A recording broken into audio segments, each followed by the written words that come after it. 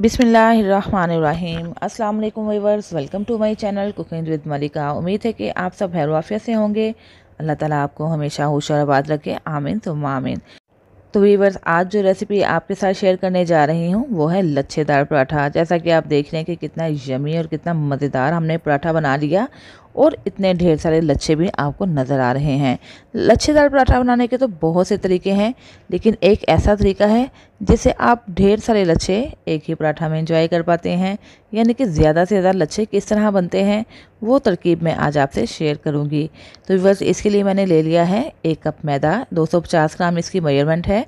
और अब हम इसके अंदर शामिल कर देते हैं 1/4 टीस्पून नमक और 1 टेबलस्पून ऑयल। तो बस व्यूअर्स, इतने ही इंग्रेडिएंट्स शामिल होंगे इस डो के अंदर और थोड़ा थोड़ा सा पानी शामिल करेंगे और बहुत ही सॉफ्ट सी डो रेडी करेंगे। याद रहे व्यूअर्स, जब भी कोई पराठा बनाना हो तो डो को थोड़ा सॉफ्ट ही रखा जाता है, बहुत ज़्यादा हार्ड हम डो नहीं बनाते हैं। तो जैसा कि आप देख रहे हैं कि जैसे ही हमें थोड़ी सी पानी की ज़रूरत पेश आती है, थोड़ा सा पानी हम और शामिल करते हैं और इस तरह एक मुलायम सा आटा गूंद लेते हैं। थोड़ी देर के लिए इसको रेस्ट पे रखने के बाद दोबारा गूंदेंगे तो बहुत ही जल्दी से और बहुत ही मुलायम सा आटा रेडी हो जाएगा। तो बस ये देखिए, बस डो तो रेडी हो चुकी है।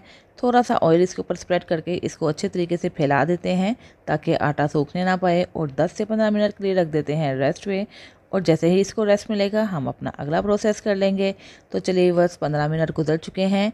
यहाँ पे मैंने ले लिया है देसी घी। अगर आपके पास नहीं है तो नो प्रॉब्लम, आप डालडा घी भी ले सकते हैं और रिवर्स ऑयल का भी इस्तेमाल कर सकते हैं। लेकिन अगर आप चाहते हैं कि आपके लच्छादार पराठे बहुत क्रिस्पी बन जाएं तो उसके लिए फिर आपको घी ही यूज़ करना होगा। डो को मैंने थोड़ा सा और गूंद लिया है ताकि मज़ीद मुलायम हो जाए और इसको हम 2 हिस्सों में तकसीम कर लेते हैं। यानी कि एक पेड़ा बनेगा तकरीबन 120 ग्राम का।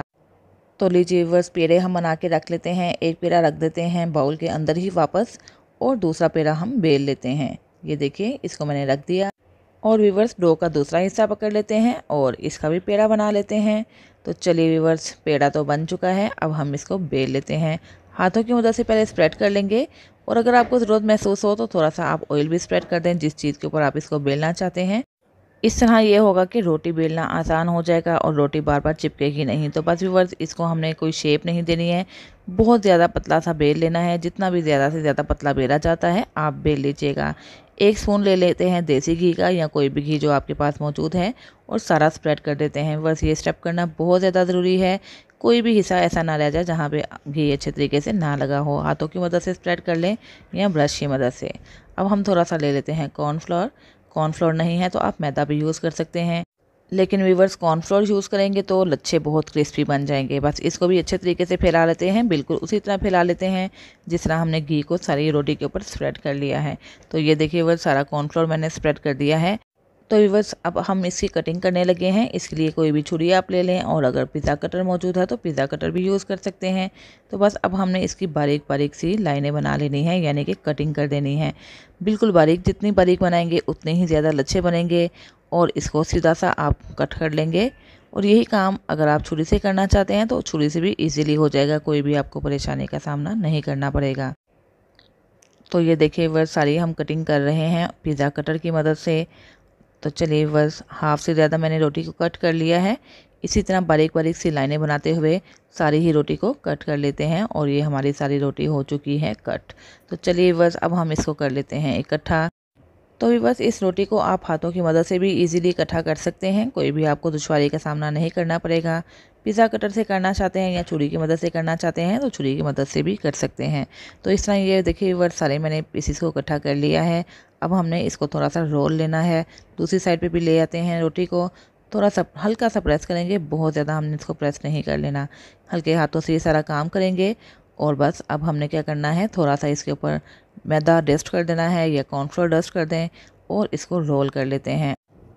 और बिल्कुल उसी तरह रोल करेंगे जिस तरह के एक पेड़ा बनाया जाता है। तो बस व्यूअर्स, ये देखिए लास्ट हमारा पीस रह गया है। इसके ऊपर भी थोड़ा सा मैदा या कॉर्नफ्लोर डस्ट कर लें और इसको रोल करके बिल्कुल पेड़े की शक्ल में ले आएँ। तो लास्ट जो हमारा किनारा रह गया है, थोड़ा सा ऊपर की जानिब लाकर इसको अंदर की तरफ प्रेस कर देंगे और इस टाइप पर ढेर सारे लच्छों वाला एक पेड़ा तो हो चुका है रेडी। और बिल्कुल इसी तरह हम दूसरा पेड़ा भी बना लेंगे। उसी तरह हम रोटी को बेल लेते हैं और इसी तरह ही कटिंग कर लेते हैं और व्यूअर्स इसको भी बिल्कुल उसी तरह इकट्ठा कर लेते हैं जैसा कि हमने पहली रोटी को किया। इसको मैं हाथों की मदद से इकट्ठा कर रही हूँ आपको दिखाने के लिए कि हम हाथों की मदद से भी इसको ईजिली कंबाइन कर सकते हैं। तो इस टाइम व्यूअर्स हमने सारी रोटी को रोल कर लिया है। थोड़ा सा हम इसको पटखेंगे ताकि थोड़ा सा और ये लंबी शेप में आ जाए। ऊपर कॉर्नफ्लोर डस्ट कर देते हैं और बिल्कुल उसी तरह रोल कर लेते हैं जिस तरह हमने पहला पेड़ा रोल किया था। और इस तरह ये एक और पेड़ा भी हमारा हो चुका है रेडी। तो ये देखिए बस कितना इजी और इंटरेस्टिंग काम है, बिल्कुल भी मुश्किल नहीं होगी ढेर सारे लच्छे बनाने वाला पराठा तैयार करते हुए। तो बस इन दोनों को हमने अब देना है रेस्ट। ये रेस्ट देना बहुत ज़रूरी है। 10 से 15 मिनट के लिए इन पेड़ों को रेस्ट देंगे। रेस्ट देने का ये फ़ायदा होगा कि ये पेड़े बिल्कुल सॉफ्ट फॉर्म में आ जाएंगे। तो व्यूअर्स पेड़ों को रेस्ट दिए हुए 15 मिनट गुजर चुके हैं। अब हम बोर्ड के ऊपर हल्का सा ऑयल स्प्रेड कर देते हैं और इसको फैला लेते हैं। हाथों की मदद से फैला लें या ब्रश का इस्तेमाल कर लें। पेड़ा लेंगे और इसको भी हम स्प्रेड करेंगे बिल्कुल नरम हाथों से। तो व्यूअर्स रेस्ट देने का फ़ायदा ये हुआ कि हम इसको इजीली मोल्ड कर सकते हैं। हमें इसको फैलाते हुए किसी भी किस्म की दुश्वारी का सामना नहीं करना पड़ा। रेस्ट देने से ये आटा और मुलायम हो जाएगा, नरम हो जाएगा और इस तरह इसको शेप देते हुए कोई भी परेशानी का सामना नहीं करना पड़ेगा। तो बस पेड़ा हमने फैला लिया है जितना हमने फैलाना था। और व्यूअर्स बहुत ज़्यादा पतली रोटी नहीं बना लेनी है। दूसरी तरफ मैंने पैन रख दिया था गर्म होने के लिए। जैसे ही पैन गर्म हो जाएगा या तवा आप इस्तेमाल करना चाहते हैं, गर्म हो जाए तो आपने फ्लेम को लो टू मीडियम कर देना है। एक साइड को तकरीबन 1 मिनट के लिए कुक करेंगे और जैसे ही 1 मिनट गुजरेगा हम साइड चेंज कर देंगे। तो चलिए व्यूअर्स साइड मैंने चेंज कर दी है। फ्लेम मैंने अभी मीडियम टू लो ही रखा हुआ है। 1 मिनट के लिए हमने मीडियम टू लो फ्लेम पे ही इसको कुक करना है ताकि हमारा ये पराठा अंदर से भी अच्छे तरीके से कुक हो जाए। चाहे तो आप स्पैटुला की मदद से इसको प्रेस भी कर सकते हैं। बस मकसद ये है कि जो हमने लच्छे बनाए हैं ना ये अंदर तक कुक हो जाएं, कच्चे ना रह जाएं। तो 1-1 मिनट गुजर चुका है और अब हम इसके ऊपर स्प्रेड कर देते हैं घी। 1 टेबलस्पून मैंने घी ले लिया और एक साइड पे अच्छे तरीके से फैला दिया है। और इसी तरह रिवर्स साइड चेंज करके दूसरी साइड पे भी 1 टेबलस्पून लगा देंगे घी। थोड़ा सा इसको प्रेस करेंगे और इस तरह ये एक साइड तो हमारी थोड़ी सी हो चुकी है क्रिस्पी। तो बस अब दूसरी साइड को भी थोड़ा सा प्रेस करते हुए क्रिस्पी कर लेते हैं। और यहाँ पे आके रिवर्स फ्लेम को हम मीडियम कर देंगे और 2 से 3 दफ़ा उलट पुलट करेंगे और क्रिस्पी हो जाने तक पराठा रेडी कर लेंगे। और इस टाइम रिवर्स एक पराठा तो हमारा हो चुका है रेडी। कितना यमी और कितना टेस्टफुल लग रहा है, बहुत ही क्रिस्पी बना था, बहुत ही मज़े का। इसी तरह दूसरा पराठा भी हम रेडी कर लेंगे। उसको भी उसी तरह ही हम तैयार करेंगे जितना कि हमने पहला पराठा तैयार किया था। 1-1 मिनट के लिए कुक करेंगे और उसके बाद घी फैलाएंगे और घी भी दोनों साइड्स पे अच्छे तरीके से लगाकर क्रिस्पी हो जाने तक इसको फ्राई करेंगे। 2 से 3 दफ़ा उलट पुलट करेंगे और इस टाइम वर्स दूसरा पराठा भी हो चुका है रेडी। तो इस टाइम वर्स मज़ेदार से पराठे तो हो चुके हैं रेडी। यकीन जानिए बहुत ही मज़ेदार और क्रिस्पी पराठे बने थे। इन पराठों को थोड़ा सा हमने हाथों की मदद से प्रेस कर लेना है। अभी पराठा गर्म है लेकिन थोड़ा थोड़ा सा मैं इसको प्रेस कर रही हूँ ताकि इसके सारे लच्छे निकल के सामने को आ जाएं। ये भी स्टेप करना ज़रूरी है अगर आप ढेर सारे लच्छे देखना चाहते हैं तो ये देखिए बस कितने ज़्यादा लच्छे बन चुके हैं इस पराठा के अंदर। कितने टेस्टफुल और कितने यमी लग रहे हैं। चाहें तो इसको ऐसे ही चाय के साथ खाएं, आपको बहुत ज़्यादा मज़ा आएगा। किसी भी सालन या रायता की ज़रूरत पेश नहीं आएगी। तो व्यूअर्स इतने ढेर सारे लच्छों वाला पराठा आपने भी रेडी करना है और मुझे बताना भी है कि आपने पराठा बनाया तो कैसा बना। और व्यूअर्स ये जो मैंने पराठे बनाए हैं ना ये ऊपर से तो क्रिस्पी हैं, अंदर से बिल्कुल सॉफ्ट हैं। उम्मीद है व्यूअर्स आपको मेरी ये रेसिपी पसंद आई होगी। इसके साथ ही इजाज़त चाहती हूँ, फिर हाजिर होंगी एक नई रेसिपी के साथ।